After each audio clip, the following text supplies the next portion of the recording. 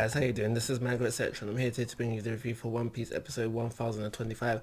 Now, as I was watching the episode, I was getting ready for the review, obviously, and I was all ready to do the you anime only watches bit, where I would say, do you think Ashra is actually dead? Because we have seen characters survive or worse similarity or similar kind of experiences, but this episode, at least this is the way I feel, makes it solidifies it, or just makes sure to hammer in home more so than the manga did, that Ashura is dead. And now, like I said, I don't remember it being this nail in the coffin. Sorry for the pun, but nail in the coffin. Sure that Ashura is dead because something else happens later on down the line. At least for me, anyway, that makes me think, oh, okay, they actually followed through on this death. So that's something that the anime's done, which I feel like has been slightly different than the manga. I don't remember them showing a body, and that's for certain. And I don't remember like the emphasis of Kinemon and who else is there?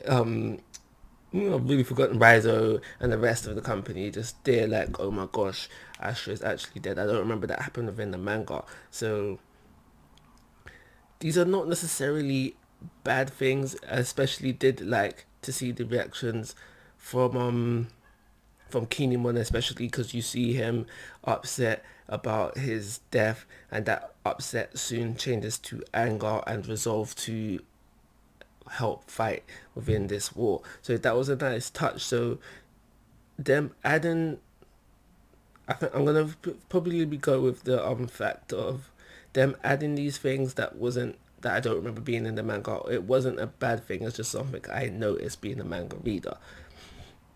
It was probably made it even better. Probably made that build the episode even better, if I'm honest.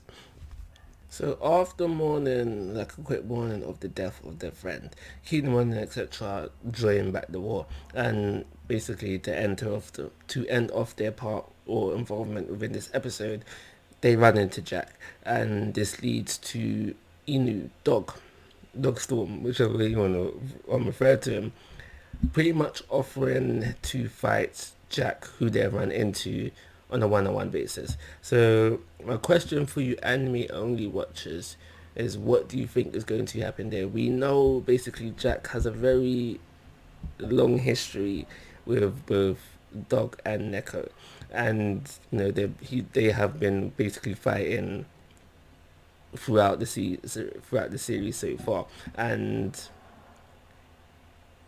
it's basically like me asking, just what do you think? Do you think basically you could take Jack 101 under these conditions? They're both in that you said they're both injured.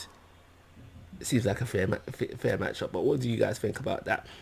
I remember when this came about in the manga. I can't actually. I'm lying. I can't remember how I felt about it, but I think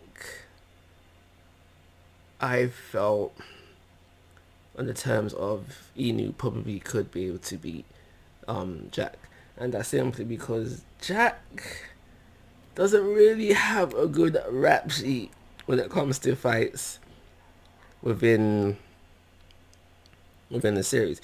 I would go as far as to say he's probably the worst portrayed commander within the whole series. The most, the least impressive commander in the whole series, if I'm completely honest. So moving on, after that, what did we have after that? I'm not sure if this is in order, but we do flip over to Chopper versus Queen again. Not really. I call it that, but there wasn't really much of a fight going on there. There was pretty much him saying I'm not a raccoon, Queen telling him, yeah, you are a raccoon, and then there is an attack, and there is attack back, but not from Chopper. It was from Marco. So that was basically Marco just letting him know, like, go, basically saying to Chopper, go for it. If you need us, we got your back, kind of thing. And then let's talk about him and the samurais that are there as well.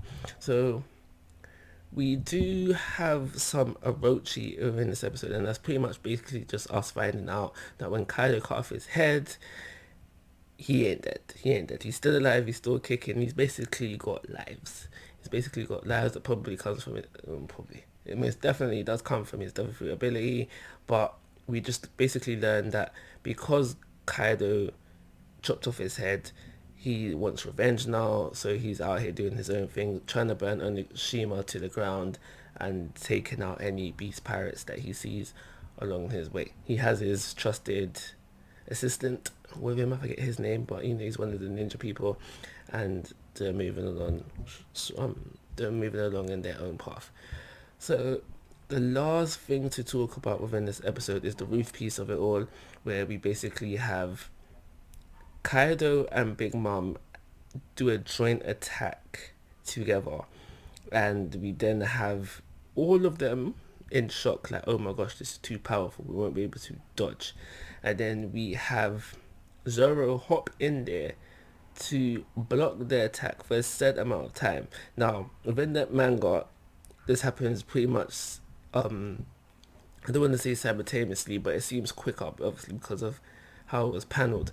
But within the anime, within this episode, it seems like he's holding it for definitely for a longer period of time than he does within the manga. But regardless of that, it is a feat within himself. Even the kid had to give him his props for holding back this attack. So he holds it back for this time. Granted, he doesn't come out of it unfazed, but to hold back a joint attack from two Yonko does deserve a round of applause.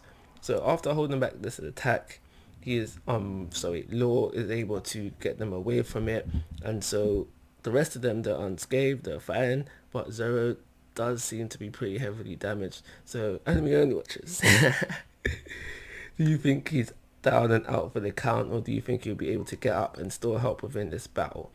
After the conquest of the sea and Law taking them out and bringing them to somewhat safety, we do have Luffy probably upset about what just happened to Zoro, hop back in there to continue the fight, and he does get a bit cocky with Kaido when Kaido decides to dodge his attack rather than take his attack, because Kaido knew that that attack was going to hurt. But we have seen Kaido do a lot of taking on damage rather than dodging up until now, so we do know that Luffy is somewhat making progress into coming too closer to defeating Kaido. Also, it was also mentioned during the roof piece portion of this episode that they do need to separate them, because fighting them together not going well for them. So we did have Kid arcs, can't Law just use his ability to separate them.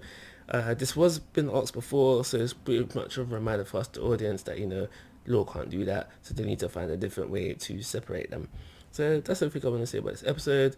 Pretty standard average episode of One Piece. I didn't have no problems with it, so it's for those reasons I'm going to give it a 3-star. Like always, guys, I'm asking for your thoughts and opinions. If you haven't already, please subscribe to my YouTube channel. But most importantly, take care, have a nice day.